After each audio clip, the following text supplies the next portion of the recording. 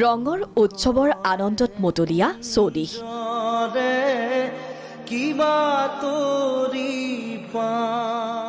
আবিৰেৰে ৰঙীন হল সমগ্ৰ দেশ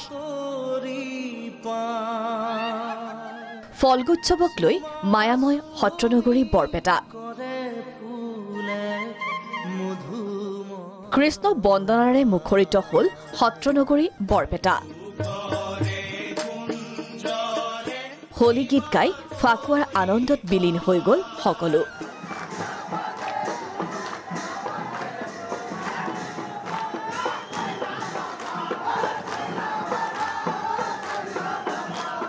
হোলীৰ শুভেচ্ছা জনাইছো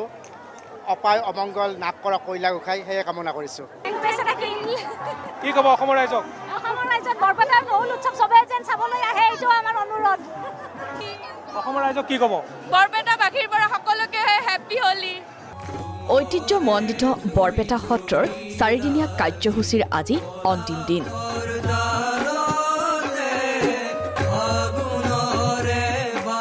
সত্ৰনগৰী বৰপেটাৰ চৌদিশে প্ৰতিধ্বনিত হয় কেৱল হোলী গীতৰ সুৰ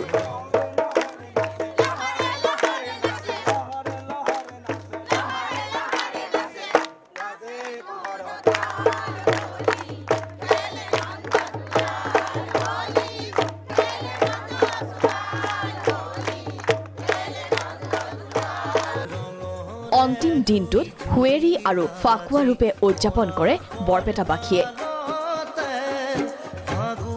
এই দৃশ্য শুকুৰবাৰৰ নিশাৰ সত্ৰীয়া ৰীতি অনুসৰি নিশা 12:08 দৌল গোবিন্দ মহাপ্ৰভু আৰু কলীয়া ঠাকুৰ গোসাঁই দৌলৰ পৰা নমোৱা হয় আনন্দত আত্মহাৰা বৰপেটাবাসী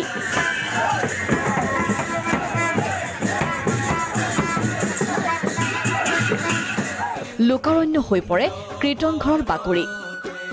বিয়লি কলীয়া ঠাকুৰ আৰু দৌল গোবিন্দ গোসাঁইক পুনৰ বৰপেটা সত্ৰলৈ লৈ অনা হয়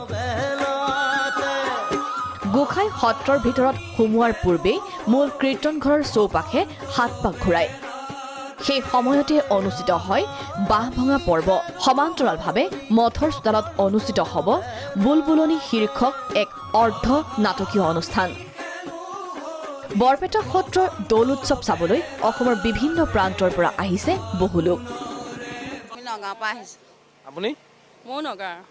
আমি একেলগে আহিছো নগাঁৱৰ পৰা হয় হয় আমি নগাঁৱৰ মানুহ আমি সদায় প্ৰতি বছৰে বৰদোৱালৈ যাওঁ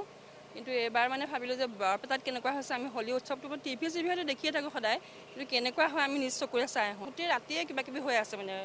খোল প্ৰসংগ এনেকুৱা নাম কীৰ্তন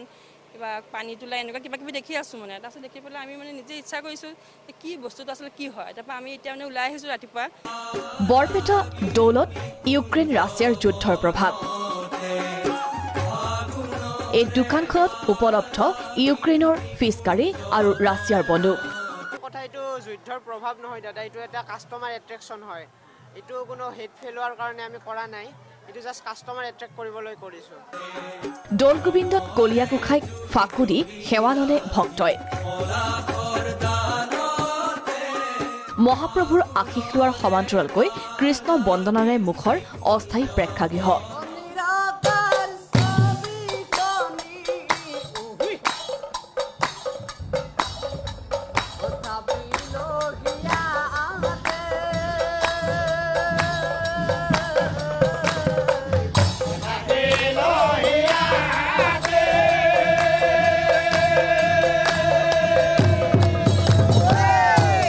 পৰম্পৰা অনুসৰি দ্বিতীয় দিনৰ হোলীত ফাকুৱা নেখেলে উত্তৰ গুৱাহাটীবাসীয়ে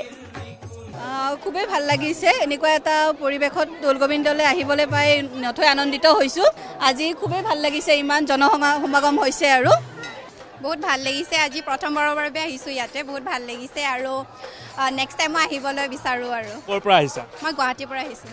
দূৰ দূৰণিৰ ৰাইজৰ ভিৰ হৈছে দৌল গোবিন্দত এনেদৰে সমগ্ৰ ৰাজ্য মুখৰিত হ'ল হোলী গীতেৰে আবিৰৰ ৰঙত ৰঙীন হ'ল ডেকা গাভৰু প্ৰতিজন